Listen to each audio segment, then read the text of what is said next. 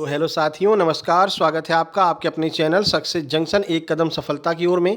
मेरा नाम है अतुल शुक्ला और हम लेकर के आ गए हैं आपके लिए मध्य प्रदेश अतिथि शिक्षक भर्ती से संबंधित महत्वपूर्ण अपडेट है। जिन 70,000 पदों पर अतिथि शिक्षक की बात की गई थी, उन 70,000 पदों को अब कहाँ जोड़ा जा रहा है, वो सारी जानकारी हम आपको देने वाले हैं। साथ ही साथ में इस विषय के शिक्षकों के पद ही समाप्त कर दिए गए। कौन सा ऐसा सब्जेक्ट है जिसके जो है पद समाप्त किए गए हैं। 1275 विद्यालयों में एक भी शिक्षक उपलब्ध नहीं है। तो सारी जानकारी हम आपको देने वाले हैं। उससे पहले वीडियो को लाइक करके चैनल को सब्सक्राइब कर दीजिए, जिससे कि मध्य प्रदेश में होने वाली सभी भर्ती परीक्षाओं की जानकारी सही समय पर आप तक पहुंच सके। साथ ही साथ में आपको बता दें, जो आपका वर्ग 2 और वर्ग 3 है, इसकी डेट बहुत जल्द ही आपको देखने को मिल सकती है, क्योंकि एमपीईएसबी के पास में अधियाचन पहुंच चुका है। अब उनको एग्जाम डेट जो है वो जारी करनी है और अतिथि शिक्षक भर्ती परीक्षा जो है वो भी लगभग समाप्ति की ओर में है। ये भर्ती प्रक्रिया जल्द ही समाप्त हो जाएगी और आपको वर्ग 2 वर्ग 3 की एग्जाम डेट देखने को मिलने वाली है। और हमने अभी तक यही देखा, जो लेटेस्ट पैटर्न अभी चल रहा है, जैसे बिहार में एग्जाम हुआ है, ठीक है, झारखंड में एग्जाम हुआ है, आपका एमपी टेट इससे पहले जो एग्जाम हुआ था, तो एनसीईआरटी एग्जाम्पलर से सीधे सीधे प्रश्न आपको देखने को मिल रहे हैं। तो उसी को ध्यान में रखते हुए हम जल्द ही क्लासेस शुरू करने वाले हैं। Science, social science, maths, Hindi सबकी क्लास शुरू करेंगे, जिससे कि एनसीईआरटी के बेस पर हम पूरी क्लासेस शुरू करेंगे, जिससे कि आपकी तैयारी बेहतरीन हो सके। फ्री ऑफ कॉस्ट सारी क्लासेज रहेंगी, इसलिए इस चैनल को सब्सक्राइब जरूर कर लीजिएगा। अगले कुछ ही दिनों में, 1-2 दिनों में वो सारी क्लासेस शेड्यूल हो जाएंगी, ठीक है। तो चलिए अपडेट देख लेते हैं, क्या अपडेट यहाँ पर निकल करके आई है। देखिए, तो देखो, सरकारी स्कूलों में 70,000 पद खाली, 1275 में तो शिक्षक ही नहीं। अब ये 70,000 पद वही 70,000 पद है जो शुरू में आपको बताया गया था कि अतिथि शिक्षकों के 70,000 पदों पर भर्ती प्रक्रिया की जा रही है। यानी कि जो भी आपके 70,000 पद थे अतिथि शिक्षक के, उनको जो है खाली ही माना जा रहा है और अगले सत्र में इन लोगों को दोबारा जो है भर्ती में भाग लेना पड़ेगा, दोबारा जो है अप्लाई करना पड़ेगा। फिलहाल इन 70,000 शिक्षकों की बात कर लेते हैं। प्रदेश में 1,22,000 स्कूल हो रहे हैं, संचालित शिक्षा पोर्टल पर अपलोड है आंकड़े, ठीक है। तो वर्ग 1 का एग्जाम तो हो चुका है, वर्ग 2 और वर्ग 3 का एग्जाम होने वाला है। तो 70,000 पद खाली हैं। देखते हैं वर्ग 2 में कितने पदों पर भर्ती आती है और वर्ग 3 में कितने पदों पर भर्ती आती है। चलिए पहले इस पूरी अपडेट को पढ़ लेते हैं। देखिए, प्रदेश में शिक्षकों की कमी से सरकारी स्कूलों के शिक्षा का हाल बेहाल है। स्कूलों में करीब 70,000 पद खाली हैं। वहीं 1275 स्कूल ऐसे हैं जहां जहां शिक्षक ही नहीं है। साथ ही 6,858 स्कूल ऐसे हैं जो केवल एक शिक्षक के भरोसे चल रहे हैं। यही बच्चों को सभी विषय पढ़ाते हैं। ऐसे में यहाँ किस गुणवत्ता की शिक्षा दी जा रही होगी, इसका अंदाजा आसानी से लगाया जा सकता है। प्रदेश की सरकारी स्कूलों में प्रतिवर्ष शिक्षकों को यहाँ से वहाँ किया जाता है। अतिशय शिक्षकों की सूची बनाकर उन्हें उन स्कूलों में भेजने का दावा होता है जहाँ पर शिक्षक नहीं है। स्थिति यह है कि कुछ स्कूलों के सरकारी स्कूलों में शिक्षकों की कमी है, तो शहरी क्षेत्रों में 28,815 अतिशय शिक्षक हैं। जो 33,000 अतिशय शिक्षकों की बात की जा रही थी, ये वही अतिशय शिक्षक है 28,815, जहाँ पर सरकारी स्कूलों में एक्स्ट्रा शिक्षक पहुँच जाते हैं, क्योंकि सब लोग अपनी फर्स्ट प्रेफरेंस सरकार जो है शहरी स्कूलों को रखते हैं, ठीक है ना। जैसे मान लीजिए ग्वालियर में मिल जाए या फिर इंदौर मिल जाए, भोपाल मिल जाए, तो शहरी स्कूलों को फर्स्ट प्रेफरेंस पर रखते हैं लोग और उनको वो स्कूल मिल भी जाते हैं। लेकिन वहाँ पर पहले से भी शिक्षक काम कर रहे होते हैं, तो उनको अतिशय शिक्षकों में घोषित कर दिया जाता है। तो 28,815 ऐसे शिक्षक हैं जो शहरों में अतिशय शिक्षक के रूप में कार्य कर रहे हैं।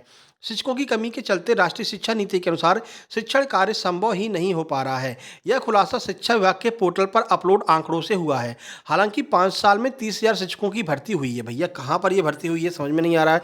मुझे तो एक ही वही भर्ती दिखाई पड़ रही है, वर्ग 1 वाली 8,500 पदों पर, ठीक है ना। खैर, ये बता रहे हैं 5 साल में 30,000 शिक्षकों की भर्ती हुई है, लेकिन यह अभी पर्याप्त नहीं है। ऐसे में प्रदेश के विद्यार्थियों को गुणवत्तापूर्ण शिक्षा मिलना मुश्किल हो रहा है।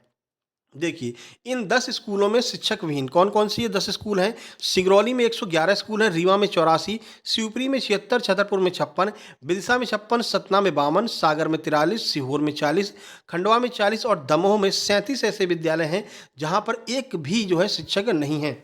और इन 10 स्कूलों में केवल एक शिक्षक हैं।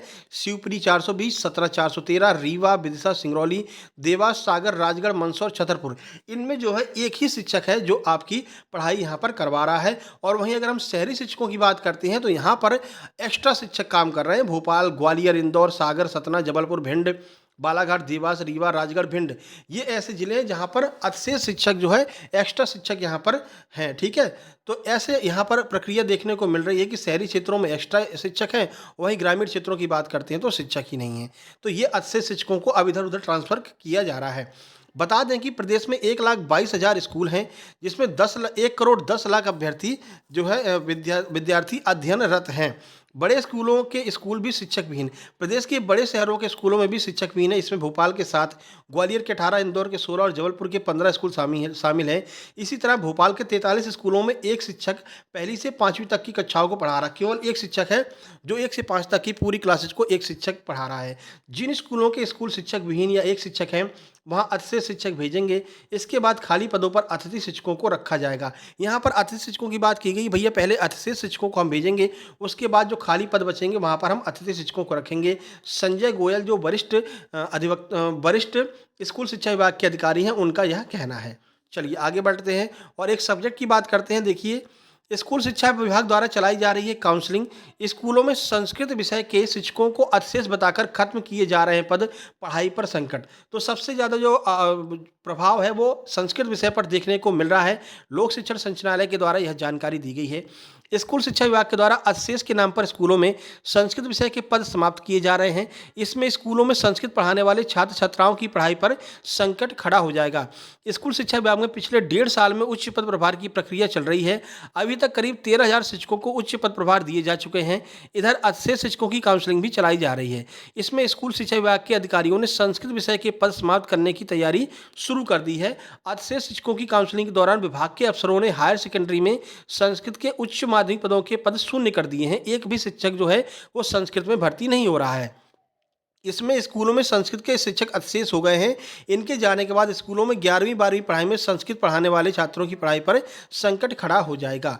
संस्कृत के स्वीकृत पदों को ऐसे किया जा रहा है समाप्त। शासकीय कन्या उच्चतर माध्यमिक विद्यालय सिविल लाइन कटनी में संस्कृत विषय में उच्च माध्यमिक शिक्षक का पद शून्य कर दिया गया है।